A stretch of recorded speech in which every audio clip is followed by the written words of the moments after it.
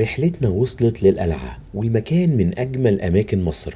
تاريخ بيحكي عنه كل حجر من الأحجار اللي قدامكم. هنصلي التراويح في مسجدين من أقدم وأعرق مساجد مصر، وهما مسجد السلطان حسن ومسجد الرفاعي. فلو كنت جديد في القناة اعمل سبسكرايب وفعل زر الجرس عشان يجيلك جديد جولاتنا ورحلاتنا أول بأول. ويلا بينا بسرعة نبدأ جولتنا ورحلتنا النهاردة.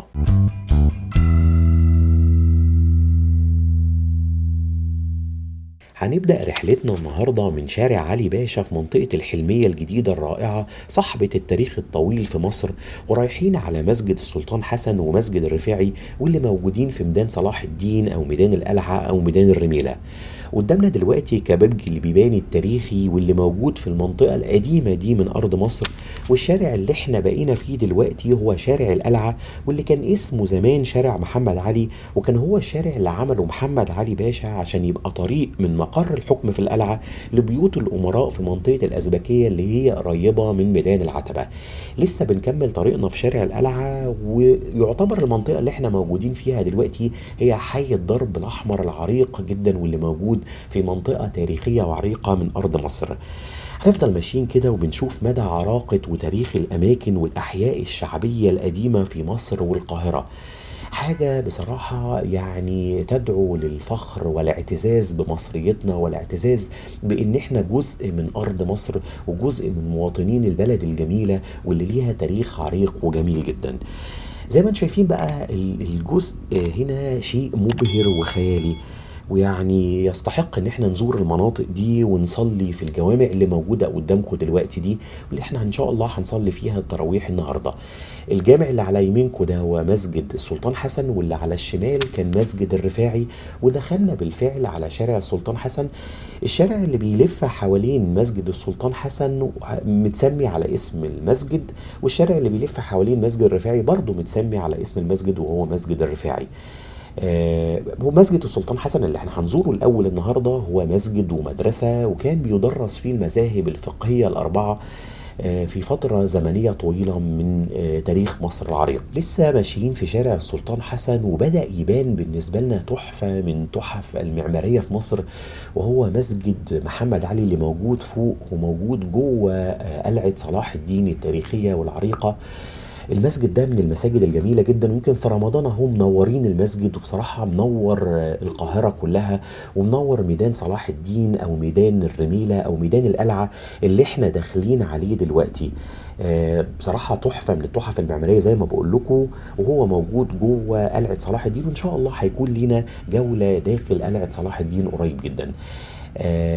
بقينا موجودين داخل بالفعل الميدان كده، هنلف لفة حوالين ميدان القلعة أو ميدان صلاح الدين. الشارع اللي على يميننا ده هو شارع صلاح الدين وهيوصلنا لميدان السيدة عيشة، وفي شارع أقصى اليمين كده هو شارع الصليبة اللي هيوصلنا لميدان السيدة زينب بامتداده من شارع مراسينا. الشارع اللي في وشكوا ده هو سكة حديد المحجر أو سكة المحجر، والشارع ده ممكن لو كملناه على طول هيوصلنا على شارع صلاح الدين. والشارع اللي قدامنا مباشرة ده هو شارع الرفاعي، وادي المسجدين الرائعين اللي هنزورهم النهارده ان شاء الله.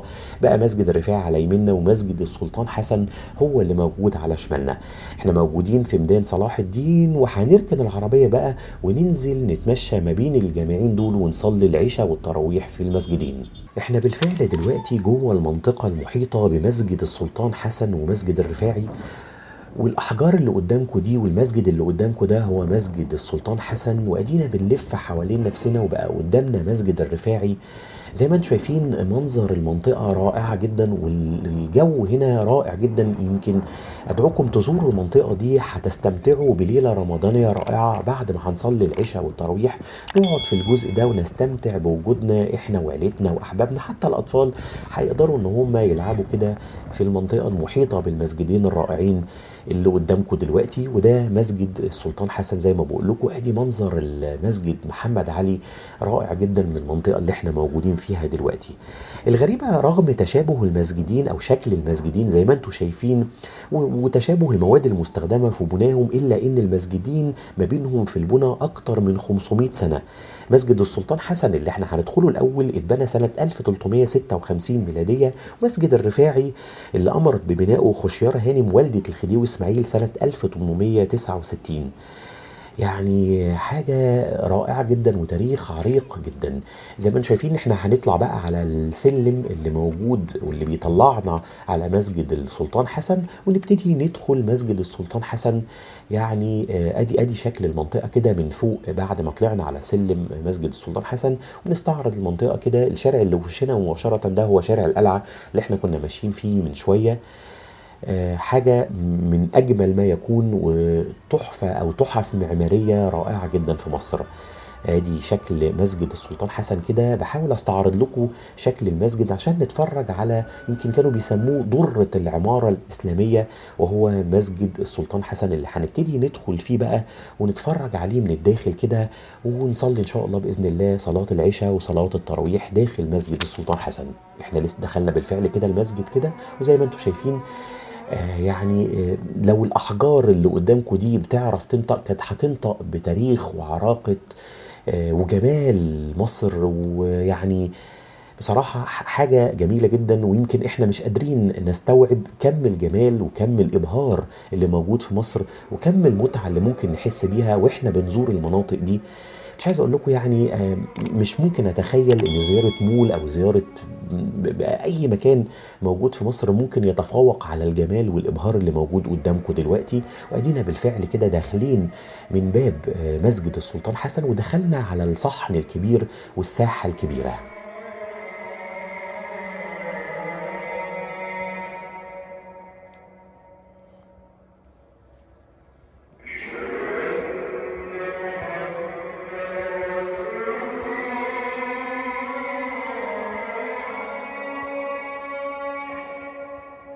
مسجد السلطان حسن واللي احنا موجودين جواه دلوقتي واحد من المساجد الإسلامية الأثرية الشهيرة في القاهرة، والناس بتوصفه بأنه أكتر جامع متناسق ومنسجم، ومسجد ومدرسة وقبة السلطان الناصر حسن. وكمان زي ما قلت لكم من شوية ان هم بيوصفوه بانه درة العمارة الإسلامية في الشرق كله.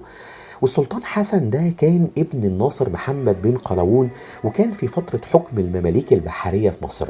اتفرجوا كده على شكل العمارة، شكل يعني مميز جدا ومختلف عن كل الجوامع اللي انت ممكن فعلا تزورها في مصر، وبالفعل من درة العمارة الإسلامية في الشرق. ادي شكل المنبر مسجد السلطان حسن. حاجة رائعة جدا.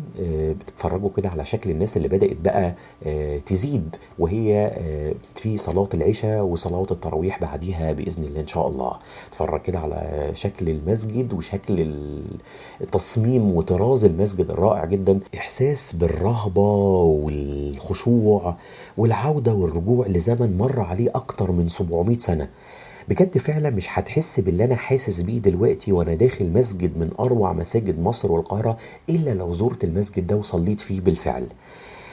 زي ما انتم شفتوا كده كنا بنشوف الساحة أو الصحن المكشوف، وده اللي كان بيميز المساجد في الفترة دي. هتلاقي كمان مكان الوضوء اللي موجود في النص ده يمكن بيتعمل فيه دلوقتي عمليات تطوير. شيء فعلا مهيب وجمال مش هقدر أوصفه بشكل دقيق، لأنك لازم تزور المسجد وتصلي فيه وتستمتع بتاريخ وعراقة وحضارة مصر المتنوعة.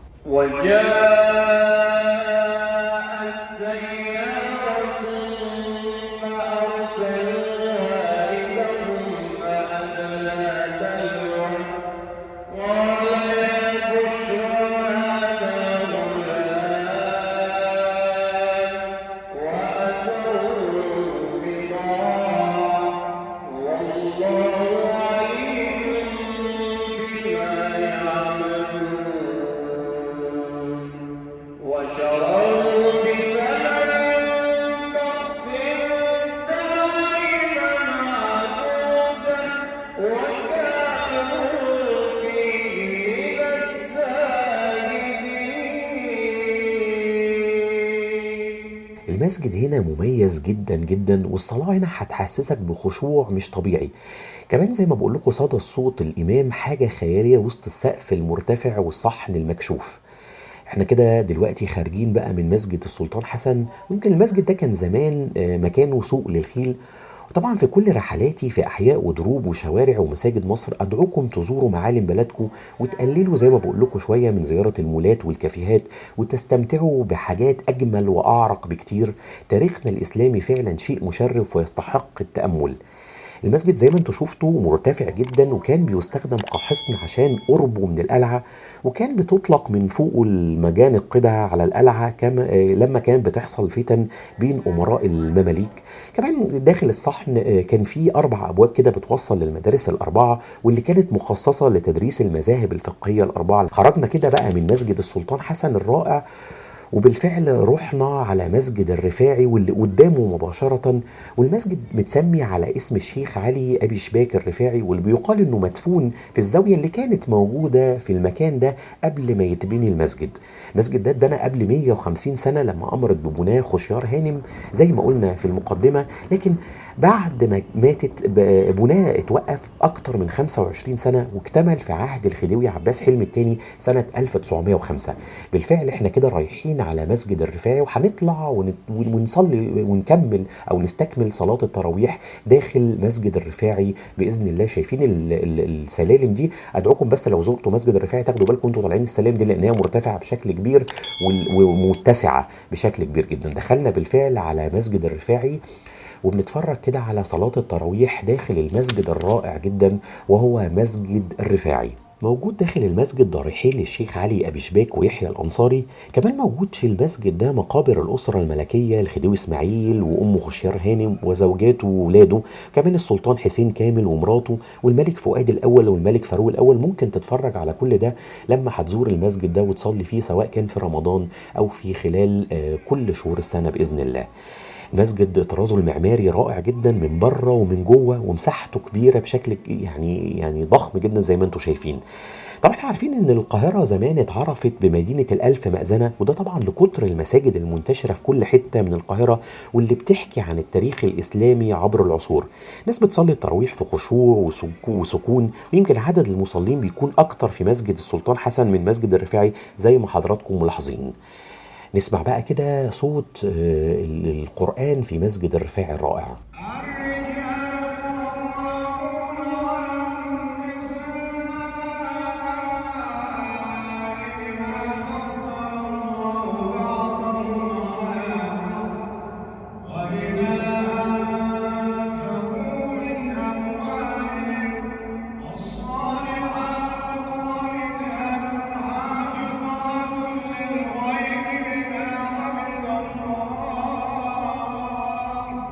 خرجنا تاني بقى ونازلين من مسجد الرفاعي في المنطقة الجميلة اللي ما بين المسجدين، واللي هي جزء من شارع القلعة.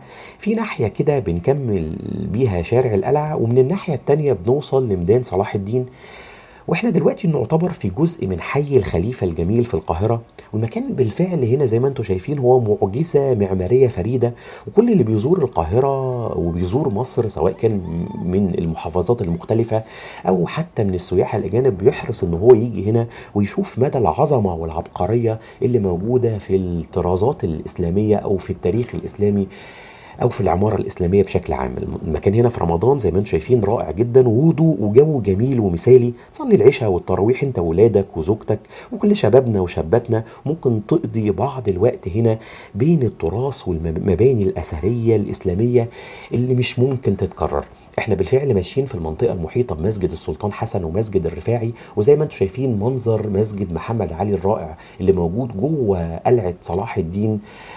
وهنخرج بقى من الجزء ده، وما اول ما هنخرج فيه هنكون في ميدان القلعه اللي موجود فيه كمان مجموعه من المساجد الاسلاميه الرائعه جدا زي مسجد المحموديه، وموجود فيه مسجد قانيباي، موجود فيه مجموعه جوهر لاله، موجود فيه مجموعه كبيره من المساجد الاثريه. والمنطقه عموما مليانه بالمساجد الاثريه. ممكن تدخل على شارع الصليبه وشارع الخضيري وتشوف مسجد احمد بن طولون، عدد كبير جدا من المساجد. اتمنى ان رحلتي النهارده اللي كانت في مسجدين من اعرق مساجد مصر تكون عجبتكم. ولو عجبك الفيديو ما تنساش تعمل سبسكرايب وتفعل زر الجرس وتعمل لايك للفيديو عشان ينتشر بشكل كبير. وكل سنه وانتم طيبين، والسلام عليكم ورحمه الله وبركاته.